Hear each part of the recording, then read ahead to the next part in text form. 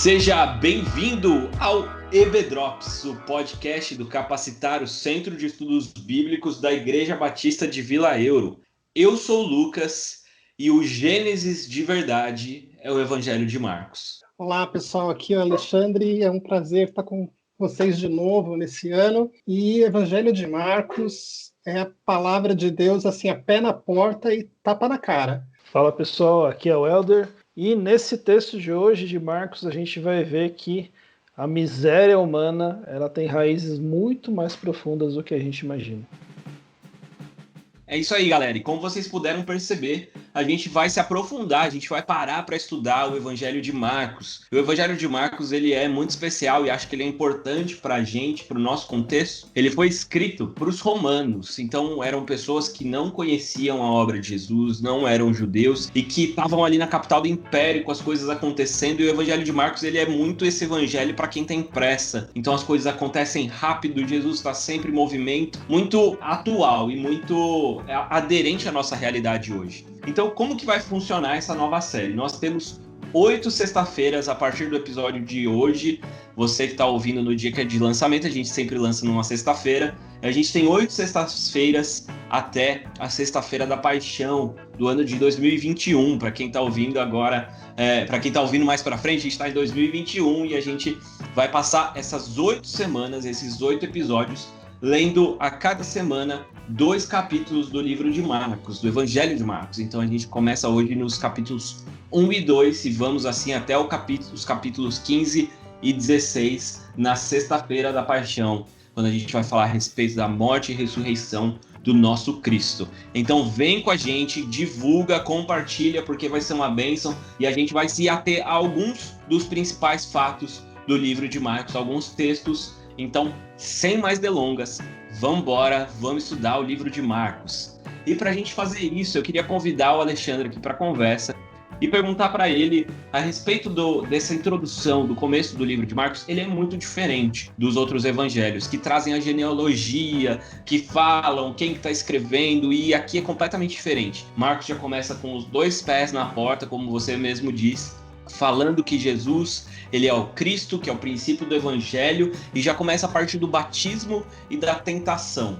A gente já começa com toda essa realidade da vida de Jesus. Eu queria que você trouxesse para a gente, então, por que ele faz isso e qual que é a intenção, quais são os ensinamentos que a gente tira dessas passagens. Beleza, Lucas? Então, o que acontece, quando a gente começa a ler o texto, e assim, um pouquinho antes da gente pensar em falar no batismo e na tentação de Jesus, o primeiro versículo do livro de Marcos, né, ele já começa o seguinte: olha, princípio do Evangelho de Jesus Cristo, o Filho de Deus. Ele começa com 2 afirmações muito fortes. Primeiro, ele fala que Jesus é o Cristo, tá bom? Ele é o Messias, aquele esperado, é aquele rei salvador que viria para os judeus, né?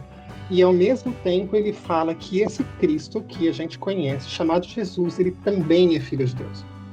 E ele reforça isso quando ele está falando no batismo. O Lucas estava comentando logo na abertura que se você quiser conhecer Gênesis, você também tem que conhecer o livro de Marcos. E tem toda a razão. Porque quando a gente lê esse texto do batismo, ele faz um paralelo, mas muito forte, com o relato da criação. Volta lá para Gênesis 1, quando você entra no segundo verso, ele já falava o seguinte: olha, era a terra sem forma e vazia, trevas cobriam a face do abismo e o Espírito de Deus se movia sobre a face das águas. Em outras versões, quando a gente vai procurar, ela fala assim: e o Espírito de Deus pairava sobre a face das águas. Pairava em hebraico teria o mesmo significado de bater as asas. Aí vem a mesma referência que a gente tem no livro de Marcos, da pomba aparecendo. Então, assim, a gente tem um paralelo aqui no Antigo Testamento, a figura de Deus Pai, que tudo cria, da palavra criadora, e a gente tem o Espírito de Deus, que se movia, que pairava, que planava sobre a face das águas. No batismo de Jesus, você tem o Pai que está lá envolvendo Jesus com palavras de amor. Você tem o próprio Jesus Cristo, que é a palavra, e você tem o Espírito Santo, que ele reveste Jesus de poder. É impactante quando você começa a pensar dessa forma, e você fala o seguinte: opa, quer dizer que aquilo que Deus fez lá na criação, ele está fazendo de novo, Sim, é exatamente essa a ideia que eu queria compartilhar com vocês. E uma outra ideia é assim, o relacionamento de Deus é um relacionamento dinâmico, o relacionamento do Pai, do Filho e do Espírito Santo. É um relacionamento que os três constantemente se amam, um glorifica o outro. É um relacionamento de profunda e infinita felicidade. E é por isso que a gente tem esse reflexo no batismo de Jesus. E quando a gente está lendo o livro de Gênesis, a gente fala, mas por que Deus fez tudo isso? Ele não precisa. Ele fez isso para que eu o adorasse. Aí tem uma referência também de um outro excelente livro, e eu gostaria muito que vocês pudessem dar uma lida nele, quando puderem, é Cristianismo Puro e Simples, do C.S. Lewis. Ele fala que o relacionamento da Trindade é praticamente um relacionamento muito dinâmico. É um relacionamento quase como se fosse uma dança, ele coloca. Ele tem uma citação que também do livro do C.S. Lewis, e que também está sendo feita no Keller, que é: no cristianismo, Deus não é algo estático, mas ele é sim dinâmico, ele é uma atividade pulsante. Quase que, se você não me achar irreverente, uma espécie de dança. Deus nos o Keller falou, o Celso Luiz, o C.S. Lewis falou... Cara, não tenha medo, você está numa boa companhia, pode falar, é uma dança. É uma dança. Trindade é uma dança, gente. É uma dança. E Deus te Lewis e Alexandre. Exatamente. Na grande galeria, ó, Keller, C.S. Lewis e Alexandre estão afirmando, Deus é uma dança. São os três carecas, cara, assim, é pelo menos isso. A gente pode falar que temos alguma coisa em comum. Mas o que acontece, assim, e essa dança, Deus nos convida para que nós dancemos.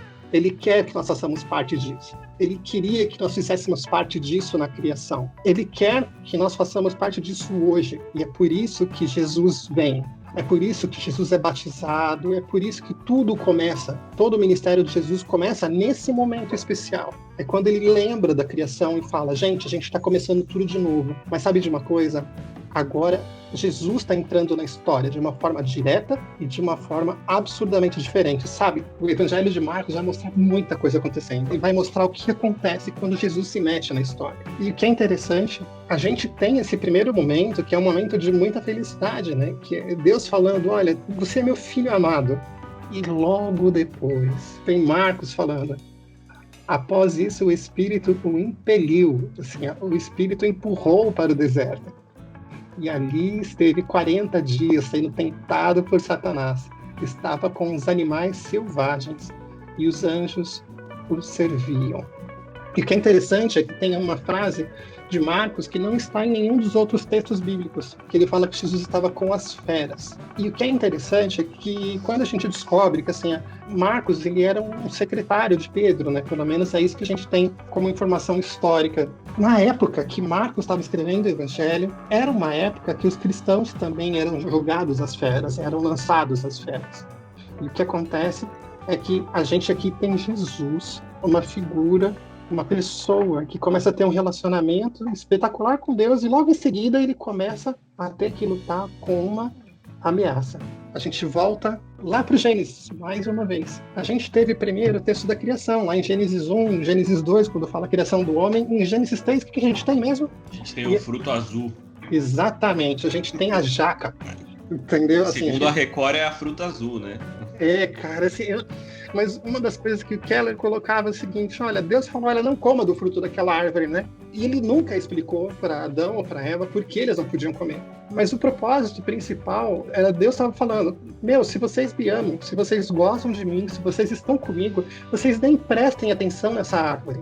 Venham conviver comigo, venham compartilhar comigo, venham se encontrar comigo na viração do dia. E o homem, a mulher, a gente vai lá e a gente peca, e a gente falha, e a gente faz isso até hoje. E a gente esquece do nosso Criador e a gente acolhe o fruto azul, a jaca. Mas em Marcos, a gente tem um paralelo de alguém que ficou 40 dias sendo tentado.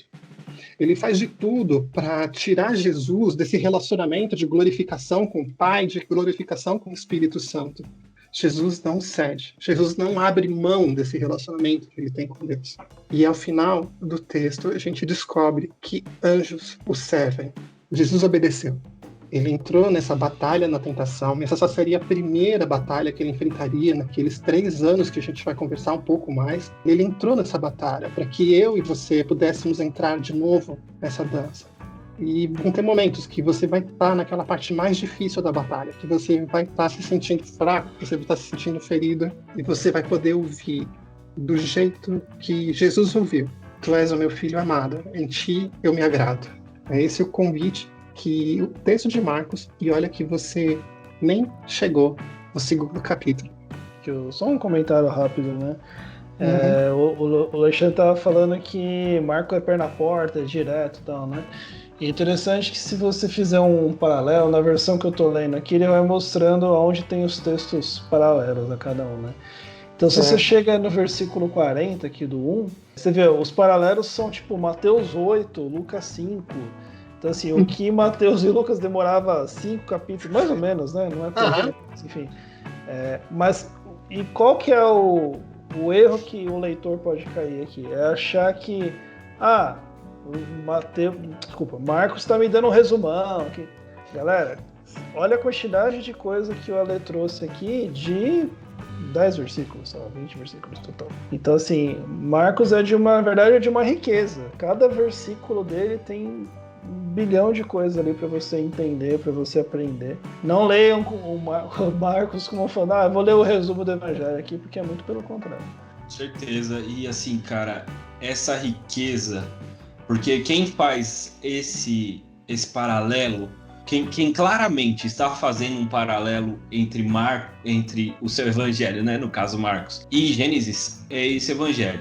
E, cara, assim como o Alexandre falou, e que tem que ficar claro na nossa mente, assim, a beleza disso, porque o que Deus está fazendo em Cristo Jesus é recriando todas as coisas. Então, assim, não é que Deus falou, vou fazer aqui uma coisinha pra... Ele não deixou easter egg, né, pra quem gosta de séries, assim, tipo, vamos ver quem descobre que eu tô fazendo um paralelo. Não, ele tá falando, eu estou fazendo novas todas as coisas. O velho Adão, ele caiu.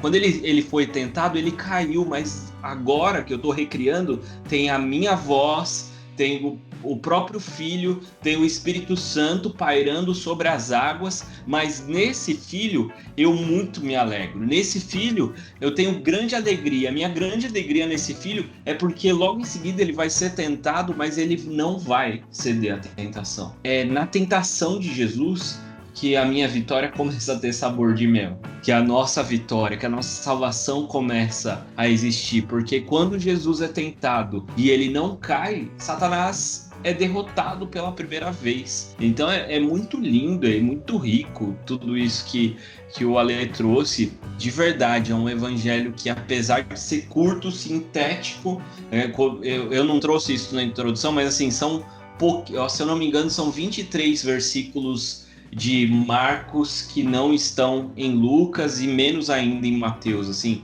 basicamente você tem todo o relato de Marcos você tem nos outros 2 evangelhos, até porque ele foi a referência, né, para Lucas e Mateus escreverem os seus evangelhos. Mas apesar dele ser rápido e sintético, ele é dessa beleza e profundidade gigantesca. E aí aconteceu isso. Jesus veio, Jesus foi tentado, Jesus foi batizado, Jesus foi tentado, e após a tentação ele já começa o seu ministério, e como Marcos é esse evangelho que está em ação. Eu queria ouvir um pouquinho do Helder, então, o que os capítulos ainda, né, uma parte do capítulo 1 e o capítulo 2 tem para trazer para a gente, para dar essa ideia de movimento e das coisas acontecendo. Legal, Lucas.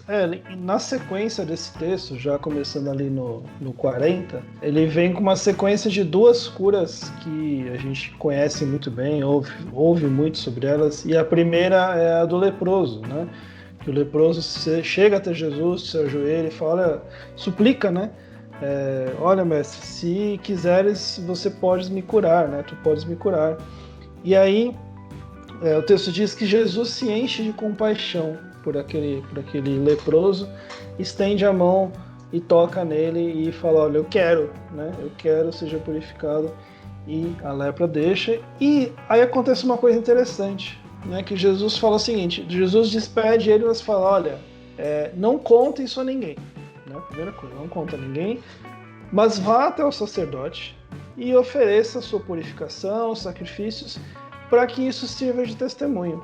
E aí eu estava lendo um comentário aqui da Vida Nova, né, sobre esse texto, e ele fala o seguinte, que Nesse ponto, Jesus já estava ficando, sem usar a palavra de forma leviana, mas estava ficando famoso, né? Enfim, as histórias de Jesus, a popularidade de Jesus estava crescendo de uma forma descontrolada.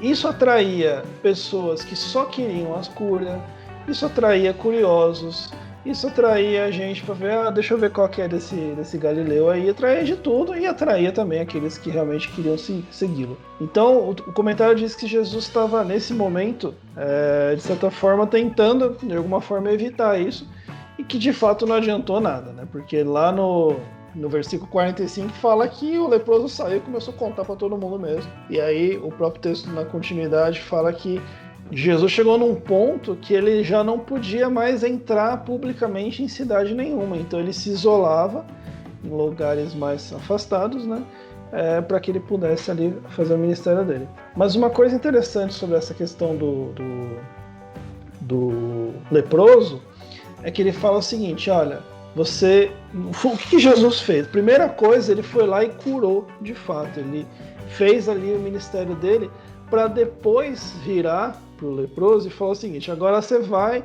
e cumpre o ritual. E é exatamente isso uma das coisas que esse texto nos mostra. Olha, muito mais importante do que os seus ritos, suas ofertas e o que mais que for, é a transformação que Jesus vai gerar em você, é a cura que Jesus pode gerar em você. E uma cura que, como a gente vai ver na próxima cura aqui, às vezes ela pode estar ou não ligada a questões espirituais, a pecados, etc. E essa cura seguinte, que também é muito famosa, acho que até mais famosa, né? Que é a do paralítico, né? Todos já ouviram a história lá, que Jesus estava na casa e aí desceu, né? As pessoas abriram um buraco no telhado e desceram um paralítico, etc. Então esse é o texto que tá sendo dito aqui, né? Tá lá em Marcos 2, de 1 até ali o 8, mais ou menos. 8 não, vai um pouquinho mais pra frente, até o 12. Cara, só um comentário. Claro. Jesus começou causando já, né? Vou receber um mestre aí, um rabino que tá ganhando fama. Até falaram que quando ele se batizou lá com João, veio uma pomba, o céu se abriu. Vou receber esse cara aqui na minha casa. Aí daqui a pouco, quando Jesus vai embora, você tá sem telhado, cara. Imagina, tipo, a situação não, e detalhe, que tá acontecendo aqui, né? Detalhe, eu chamo o cara aqui, veio um monte de gente que eu não chamei, começou a entrar gente pela janela, por porta, por tudo, lotou a casa e ainda arrancaram meu telhado. Foi basicamente isso mesmo. E aí é interessante, né? Porque é o seguinte, o texto diz que Jesus estava lá fazendo o quê? Pregando a palavra. Né? Versículo 2 está lá e Jesus pregava a palavra. E aí veio, né, 4 homens trazendo um amigo. E provavelmente, gente, pelo menos me dá essa impressão, é que tinha gente rodeando a casa, assim, estava muito cheio aquele negócio, não tinha mais onde botar gente ali. E aqueles amigos estavam trazendo o seu amigo paralítico ali numa maca, né, enfim, numa cama. E, a gente tem que levar esse cara para Jesus, porque Jesus vai curar ele, Jesus pode curar e não dá para entrar, e o que a gente faz? E aí, esse comentário também que eu estava lendo falou que era comum ali na época as casas terem um acesso, não um acesso pelo telhado que tinha um buraco, mas tinha uma escadinha que você subia até o telhado. Os caras subiam até o telhado, fizeram o raio do buraco e botaram alguma corda, alguma coisa e vamos descer esse cara para Jesus curar ele.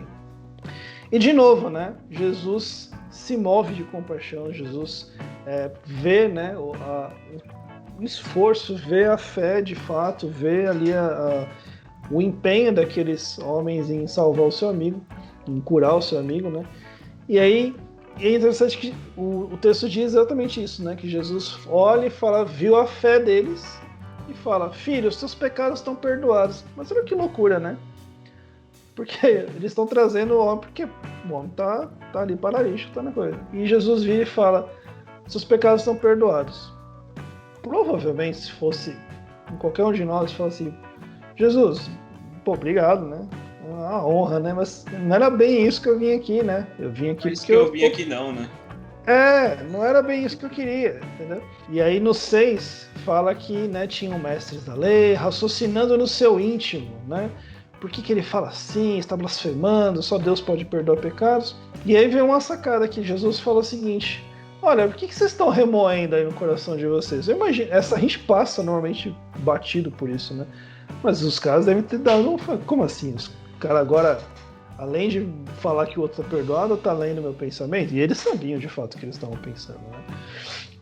E aí Jesus dá aquela trucada, né? Falou assim, olha, vocês acham que é difícil então, né? Eu falar que alguém tá perdoado, porque dizer que alguém tá perdoado não tem como comprovar, né? Eu posso olhar pro Lucas e falar assim, Lucas, você está perdoado, Lucas.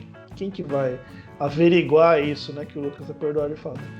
Então tá bom, então para que vocês saibam que eu não só posso perdoar, como eu posso te curar ele, e aí é o que ele, né, provavelmente veio buscar. Então eu falo, olha, levanta, pega a sua cama e vai embora. E aí ficou todo mundo, o homem obviamente saiu ali glorificando a Deus e finalmente foi embora ali, e todo mundo assustado e glorificando a Deus também, e provavelmente os fariseus ali bravo, mas também não tinha muito o que dizer ao contrário, né? Então essas duas curas fantásticas, né, que a gente vê aqui nesse texto, que muitas vezes a gente passa batido nesses detalhezinhos, mas são eles que trazem realmente a riqueza desses textos, né? Helder, uma das coisas interessantes que tem em comum nos dois textos, quando a gente vê, é que Jesus teve compaixão, quando está falando no primeiro, e que no outro que ele vendo-lhes a fé, né? Assim, Jesus, ele conseguia fazer esse contato com as pessoas, ele conseguia construir essa ponte, ele conseguia desenvolver um relacionamento com as pessoas que cercavam ele. É uma coisa interessante quando a gente consegue ver dessa forma. Não era uma simples manifestação de poder. Não, ele olhava para a pessoa, ele conseguia ver dentro da pessoa, a necessidade da pessoa, e a partir daí ele começava a trabalhar. Tá bom? A divindade plena de Jesus, como sendo Deus que cura pecados, que cura doenças e que perdoa pecados, e também a humanidade plena de Jesus, do homem que olha além do pecado e que tem compaixão, ela é gritante no livro de Marcos, né? Assim, o que me chamou a atenção relendo aqui esse texto, que se a gente parar para analisar, a pergunta que Jesus faz para os fariseus, só ele tem a resposta, né? É tipo a mesma coisa de eu virar pro Helder e falar, cara, o que é mais fácil? Perdoar pecados ou curar? O que você acha, Helder? Eu sei lá, não consigo fazer nenhum nem outro. Exato! Como que eu vou medir o que é mais fácil, sendo que eu não tenho esse poder? E aí, Jesus tá falando, é mais difícil perdoar pecados.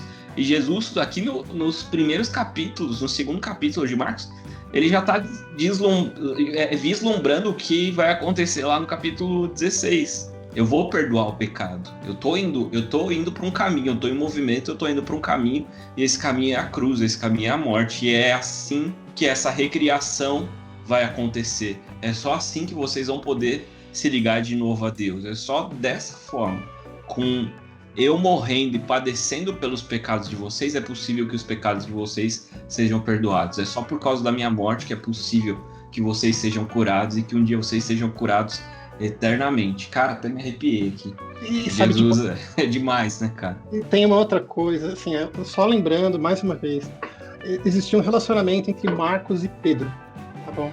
E aí o que aconteceu, muito do que a gente está lendo no Evangelho de Marcos, muito provavelmente é relato oral de Pedro para Marcos, tá bom? E Pedro vira lá em Atos, quando ele prega, e ele fala o seguinte, olha, esse Jesus que vocês crucificaram, ele era o Filho de Deus. E esse é o foco constante do livro de Marcos. Em cada momento do livro de Marcos está lembrando para mim, está lembrando para você, esse Jesus que vocês estão vendo. Ele é o Jesus que cura, ele é o Jesus que tira pecados, esse Jesus que perdoa pecados, esse Jesus que transforma, esse é o Jesus que anda no nosso meio, porque ele se importa. Esse Jesus é Filho de Deus. É o tempo inteiro ele está falando isso. Ele fala isso no capítulo 1, ele fala isso no capítulo 2, e ele vai até o final do texto do livro dele, reforçando essa ideia principal. Jesus Cristo é Filho de Deus. É no Evangelho de Marcos que a gente tem o testemunho do centurião, né, do oficial romano. É só no Evangelho de Marcos que a gente tem. Assim que Jesus morre, o véu se rasga. Eu tô antecipando o capítulo 8, né? O episódio número 8 dessa série. Sim. Mas acontece tudo isso e aí um gentil, né? Alguém para quem não era salvação, ele já reconhece e fala: esse verdadeiramente era o Filho de Deus. Cara, é demais, é demais. Pode falar, Ale, termina aí. Não, mas por aí mesmo. Tá bom. Assim, o fato é que o livro de Marcos, assim, Marcos reflete a visão de Pedro. A caminhada que Pedro teve com Jesus. E Pedro teve um momento na vida dele que ele negou Jesus, mas depois disso nunca mais, até o final da vida dele. Entendeu? E ele sempre colocava isso, e isso se reflete no texto de Marcos, quando você vê Marcos dizendo o tempo inteiro isso. Ele vai dizer isso abertamente em alguns momentos, e por outros ele vai colocar isso de forma implícita. Mas esse é um homem que não é um homem normal. Quem está andando aqui, quem está caminhando no seu meio, quem está caminhando na frente dos fariseus, quem está entrando na casa das pessoas, quem não pode entrar nas cidades, essa pessoa que foi tentada pelo diabo, ele não é só uma pessoa normal, uma pessoa especial. Ele é filho de Deus também. É importante a gente lembrar disso. Uma coisa interessante é aquela relação de que você chega para Jesus com o que você quer e ele te dá o que você precisa, né? Que foi exatamente o que aconteceu aqui. Eles queriam a cura, né, física, mas Jesus vira e fala: não, você precisa antes, tudo bem, a cura física é legal, é bacana, você precisa, vai te ajudar muito, né? Mas tem algo muito pior, muito mais profundo. Até o Keller fala que se Jesus tivesse simplesmente curado aquele homem, ele ia sair feliz da vida, mas daí algum tempo, algumas semanas, talvez alguns meses, ele ia começar de novo nas suas angústias e na sua miséria, porque ele continuava naquela preso ao pecado, né? Então, quando Jesus, primeira coisa, livra ele, liberta ele dos seus próprios pecados, fala: você está perdoado, você está... Então, primeiro Jesus resolve o maior dos problemas dele. E aí, enfim, o físico acaba sendo praticamente só um detalhe, né? Exato, cara. E assim, a gente vê várias vezes Jesus entregando os dois, né? Ele não entrega só a salvação, mas entrega a cura. Mas a gente tem também o relato, não em Marcos, né? Se eu não me engano, o Zaqueu está só em Lucas. Mas na história de Zaqueu, a gente tem o contrário. E é bom a gente ter isso em mente, né? Que quando Zaqueu tem um encontro real com Jesus, ele não ganha mais. Pelo contrário, ele fala: se eu tirei de alguém, eu vou devolver 4 vezes mais. Quando ele fala que vai devolver 4 vezes mais, tá falando: eu vou tirar daquilo que é meu, porque eu lesei, então eu vou devolver com juros, e é isso que eu tô fazendo por causa do evangelho desse Jesus, né? Então isso é perfeito. Jesus, ele muda mesmo o nosso coração e ele passa a ser suficiente, né? Ele nos entrega aquilo que a gente precisa, que é ele mesmo e a salvação, né? Gente, estou muito feliz de voltar.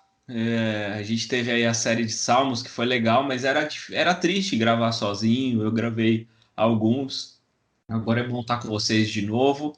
E é muito legal parar para estudar e nos aprofundarmos a respeito da vida do nosso Senhor, do nosso Salvador, como diria Marcos, do Filho de Deus.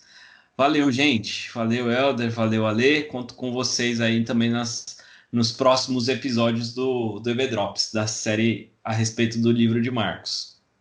Abraço, pessoal. E lembre-se que por onde Jesus passa, as coisas nunca ficam iguais, gente. Até a próxima. Valeu, pessoal. Até a próxima. Tchau, tchau.